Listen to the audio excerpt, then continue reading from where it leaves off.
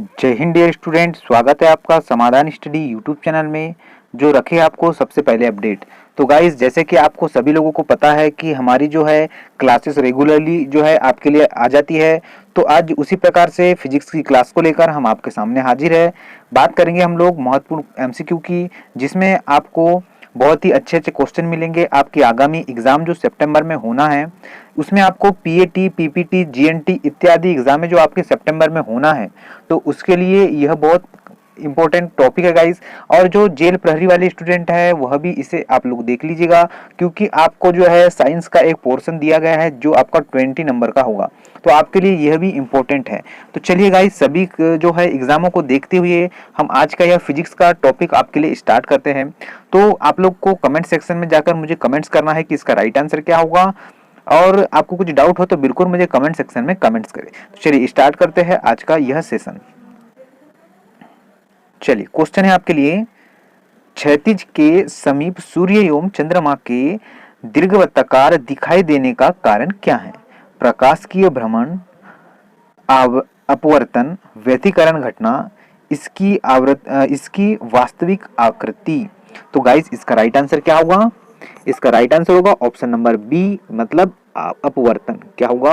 Right answer होगा option number B, अपवर्तन। क्षैतिज के समीप सूर्य एवं चंद्रमा के दीर्घवृत्ताकार दिखाई देने का रीजन है अपवर्तन। क्या होगा? अपवर्तन के कारण यह जो है घटना घटती है। चलिए बढ़ूंगा अब नेक्स्ट क्वेश्चन की ओर। आपको सेशन बिल्कुल पसंद आता होगा गाइस, तो एक लाइक जरूर कीजिएगा। चलिए, दूरदृष्टि दोष निवारण के लिए काम में आता है उत्तल दर्पण, अवतल दर्पण, उत्तल लेंस या अवतल दर्पण। चलिए गाइस, बिल्कुल कमेंट्स कीजिए आप लोग। कल ही मैंने इसका आंसर आपको बताया था और कल ही हमने बहुत से क्वेश्चन इसके किए थे। तो इसका राइट आंसर होगा ऑप्शन नंबर सी। क्या होगा? Option number C. मैंने कहा भी था आपको, दूर में दूर बोलेंगे आप लोग तो ऊ का उच्चारण निकलता है, मतलब उत्तल लेंस होता है। देखिए, दू ऊ निकलता है, दू के बाद उच्चारण, तो दू मतलब ऊ का उच्चारण मतलब उत्तल लेंस होता है।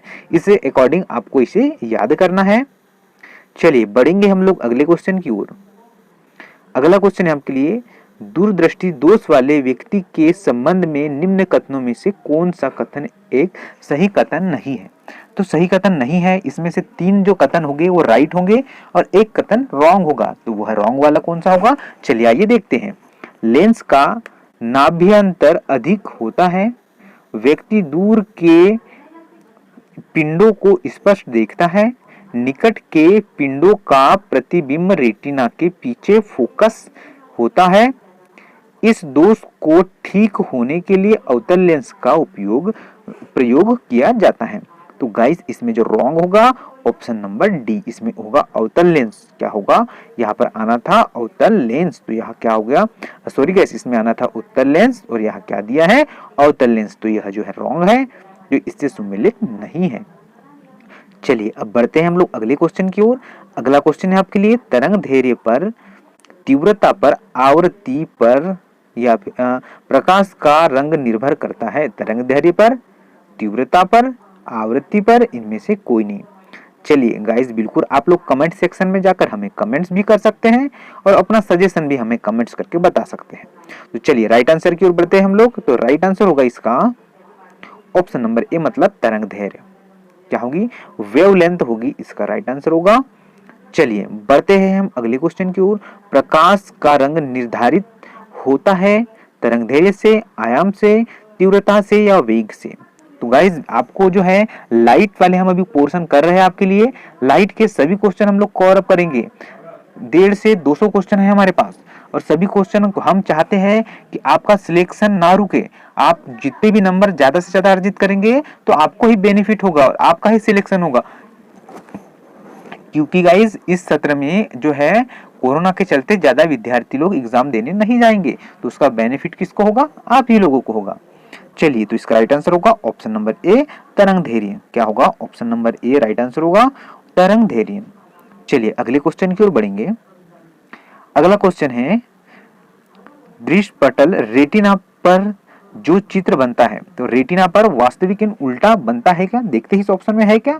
वह वस्तु से छोटा होता है, वह सीधा होता है, वह वस्तु के बराबर होता है परंतु उल्टा होता है, वह वस्तु से छोटा होता है, वह उल्टा होता है, वह वस्तु के बराबर होता है, वह सीधा होता। तो क्या होगा राइट आंसर गाइस?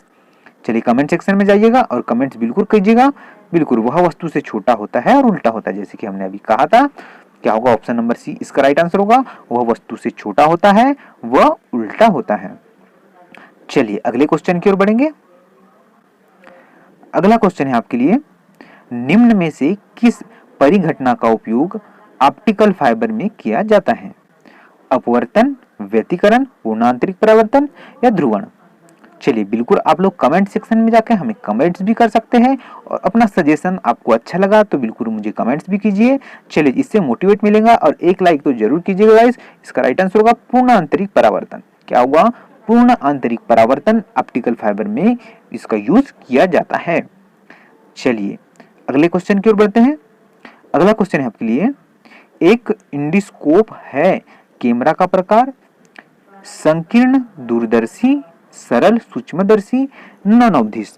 चलिए, इंडिस्कोप एक क्या है? चलिए सभी गाइस कमेंट्स कीजिएगा।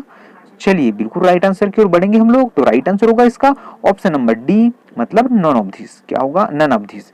और गाइस जितने लोग अभी हमारा क्लासेस को देख रहे हैं, तो इंडोस्कोप का यूज क्या होता है मुझे कमेंट्स करके बताना है। क्या गाइस, इंडोस्कोप का यूज हम क्यों करते हैं, मुझे कमेंट सेक्शन में जाना है और कमेंट्स करके जरूर बताना है। चलिए हम लोग बिल्कुल आपके कमेंट्स का वेट करेंगे, आपके लिए वह होमवर्क होगा। चलिए अगला क्वेश्चन है आपके लिए, जिस सिद्धांत पर ऑप्टिकल फाइबर कार्य करता है वह क्या है? अपवर्तन, पूर्णांतरिक परावर्तन, प्रकीर्णन या फिर व्यतिकरण होगा? चलिए, तो इसका राइट आंसर होगा ऑप्शन नंबर बी, पूर्ण आंतरिक परावर्तन। ऑप्शन नंबर बी इसका राइट आंसर होगा, पूर्ण आंतरिक परावर्तन। चलिए अगला क्वेश्चन है आपके लिए। चलिए अगला क्वेश्चन है आपके लिए, कुट है इसमें दिया हुआ। चलिए पहले पढ़ लेते हैं हम लोग क्वेश्चन को। निम्न कथनों पर विचार कीजिए। तंतु प्रकाशिक पूर्ण आंतरिक परावर्तन सिद्धांत पर आधारित है। प्रकाशिक तंतु संचार तंत्र में ऊर्जा उपयोग अत्यधिक होता है। प्रकाशिक तंतु संचार रेडियो आवृत्ति अवरोध से मुक्त होता है। भारत में प्रकाशिकी तंतु के निर्माण में रिलायंस उद्योग समूह संबंध है। तो आपके पास कूट दिए है, 1 2 3 सही है, 1 2 3 सही है, या 1 2 4 या फिर 1 3 4 सही है? तो बताइए मुझे कमेंट्स करके। तो इसका राइट आंसर होगा फर्स्ट, थर्ड और फोर्थ सही है। क्या है गाइस? सेकंड वाला जो ऑप्शन दिया है, कौन सा वाला?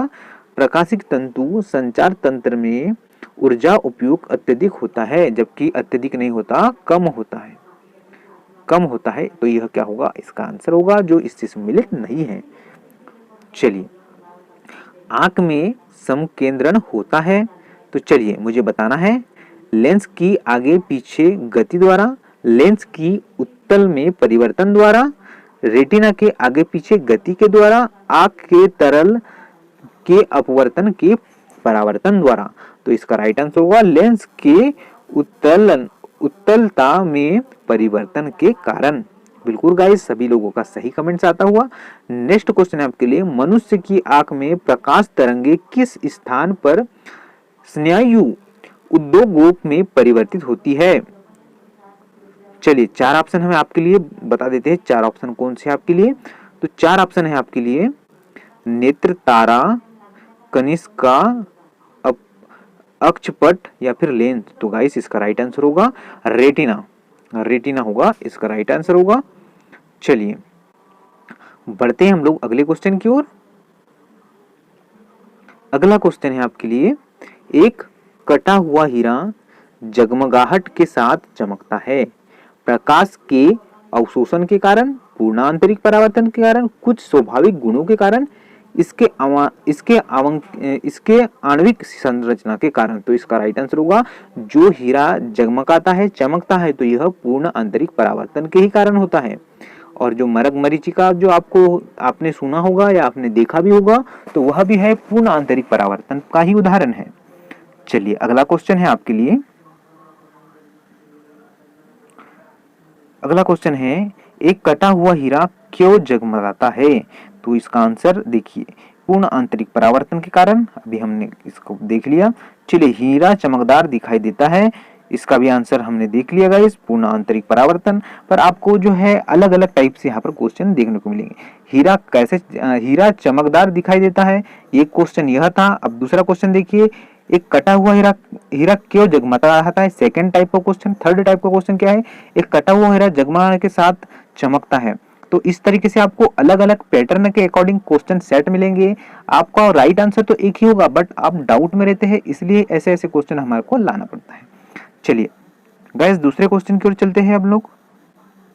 चलिए अगला क्वेश्चन है, ट्रैफिक सिग्नल में लाल प्रकाश प्रयुक्त होता है, आखिर इसका रीजन क्या है। एक सुंदर होता है, इसकी तरंगों की धैर्य मतलब लंबाई सबसे अधिक होती है, यह खराब रोशनी वालों को भी दिखाई देता है, उपरोक्त कारणों में से कोई नहीं। तो इसका राइट आंसर होगा ऑप्शन नंबर बी, क्योंकि इसकी तरंग धैर्य सबसे अधिक होगा।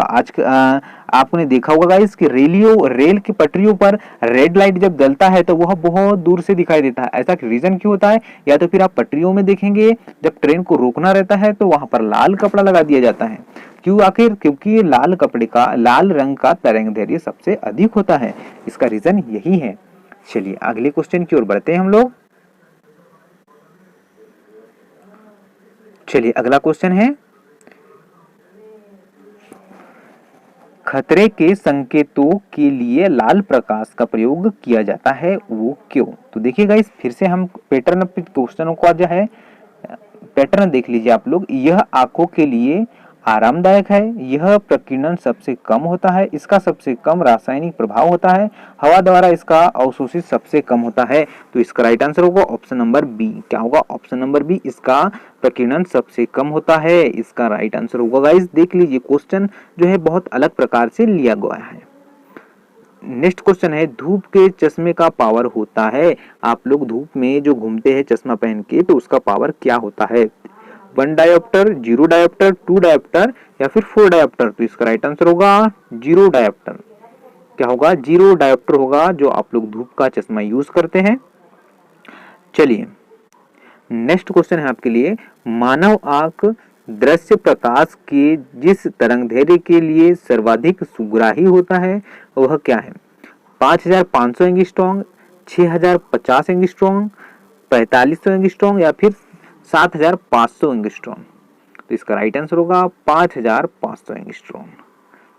बिल्कुल ध्यानपूर्वक लर्न करना है गाइस, एक एक क्वेश्चन बहुत इंपॉर्टेंट है। हम नहीं चाहते कि आप लोग का एक नंबर से सिलेक्शन रुक जाए गाइस, हम इसीलिए आपके लिए क्लासेस लाते हैं कि आपका एक नंबर इंक्रीज हो जाए। आप तो मेहनत करते ही है, पर हम इसलिए आपको यह क्वेश्चन प्रोवाइड कर रहे हैं ताकि आपका एक नंबर से ही आप लोग चूकते हैं गाइस। जो मेहनत करते हैं वह 1 या 2 नंबर से ही आगे पीछे होते हैं, तो यह एक नंबर की पूर्ति करने के लिए ही हम आपके साथ लाइव बने हुए हैं। तो आप लोग विशेष रूप से ध्यान रखिए, सभी क्वेश्चनों को अनिवार्य रूप से देखिए।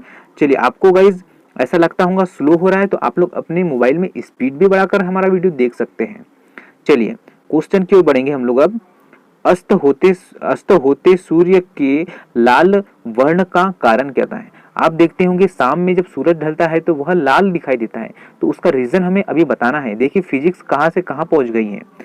चलिए ऑप्शन है आपके लिए, पृथ्वी के वायुमंडल में प्रकाश का परावर्तन, पृथ्वी के वायुमंडल में प्रकाश का अपवर्तन, पृथ्वी के वायुमंडल में प्रकाश का प्रकीर्णन, पृथ्वी के वायुमंडल में प्रकाश का अवशोषण। तो इसका राइट आंसर होगा पृथ्वी के वायुमंडल में प्रकाश का प्रकीर्णन इसका राइट आंसर होगा। एक एक क्वेश्चन को देख लीजिएगा, इस बहुत ही मेहनत और आपके प्रीवियस ईयर के अकॉर्डिंग पेपर हमने सेट किया है। यह आपको जो है पीडीएफ हम इसलिए प्रोवाइड नहीं करते क्योंकि जब आपको पीडीएफ मिल जाएगा तो आप लोग जो है क्लासेस को ज्वाइन नहीं करेंगे। जब आपकी एग्जाम सितंबर में होना है तो एक हफ्ते पहले हम आपको पूरा पीडीएफ प्रोवाइड करेंगे, देन आप उससे जो अपना रिविजन कर सकते हैं। चलिए सूर्यास्त तथा सूर्योदय के समय सूर्य के लाल रंग होने का रीजन आपको बताना है। हम एक क्वेश्चन को 3 बार कैसे सेट करके लाए हैं वो देखिए गाइस, क्योंकि आंसर एक ही होगा बट आप लोग कंफ्यूज ना हो इसलिए हम लोग यह क्वेश्चन आपको बता रहे हैं। चलिए ऑप्शन है प्रकाश का अपवर्तन, प्रकाश का प्रकीर्णन, प्रकाश का पूर्ण आंतरिक परावर्तन या प्रकाश का परिक्षेपण। तो इसका राइट आंसर क्या करेंगे सभी लोग, प्रकाश का प्रकीर्णन। चलिए अगला क्वेश्चन की ओर बढ़ेंगे। अगला क्वेश्चन है आपके लिए, प्रसारी विश्व की संकल्पना आधारित है स्टार्क प्रभाव पर, डॉपलर प्रभाव पर, जीमान प्रभाव पर, रमन प्रभाव पर। तो गाइज इसका राइट आंसर होगा डॉपलर प्रभाव। डॉपलर प्रभाव आपने पढ़ा होगा तो यह आपको आंसर पता होगा। चलिए अगला क्वेश्चन है आपके लिए, प्रकाश का रंग निर्धारित होता है इसके किसके द्वारा? आयाम द्वारा, वेग द्वारा, आवृत्ति द्वारा या फिर तरंग लंबाई के द्वारा। तो इसका राइट आंसर कर लेंगे गाइस। इसका राइट आंसर हम बता देते हैं, आपको पता हो तो बिल्कुल कमेंट सेक्शन में जाइएगा और हमें कमेंट्स कीजिएगा। तो इसका राइट आंसर होगा ऑप्शन नंबर डी, तरंग लंबाई के द्वारा। तो यह गाइस था आज का अंतिम और लास्ट क्वेश्चन था। हम चाहते हैं कि हम आपको ज़्यादा मटेरियल प्रोवाइड करें, बट हम ज़्यादा मटेरियल इसलिए प्रोवाइड नहीं करेंगे क्योंकि यह एक एक क्वेश्चन बहुत इंपॉर्टेंट है और आपको सभी क्वेश्चनों को लर्न करना है, याद करना है और इसे भूलना नहीं है। इसलिए आप लोग एक बार रिवीजन भी जरूर करें। और वीडियो कैसा लगा हमें कमेंट्स करके बताएं। क्लासेस ऐसे ही रेगुलर जारी रहना चाहिए या फिर हमें बंद कर देना चाहिए, आप ही बता सकते हैं हमें। तो आप लोग बिल्कुल कमेंट्स करके बताएं और अच्छी होगी तो ज़रूर लाइक कर दीजिए। और एक काम कीजिएगा, अपने व्हाट्सएप ग्रुप, फेसबुक पेज और इंस्टाग्राम में इसे शेयर जरूर कीजिएगा। चलिए इसी के साथ गाइज हम आपसे अलविदा लेते हैं। फिर से हम आपके लिए अच्छी न्यूज़, अच्छी लेटेस्ट खबरें और क्लासेस लाएंगे। तब तक के लिए अपना ख्याल रखिए। जय हिंद, जय भारत।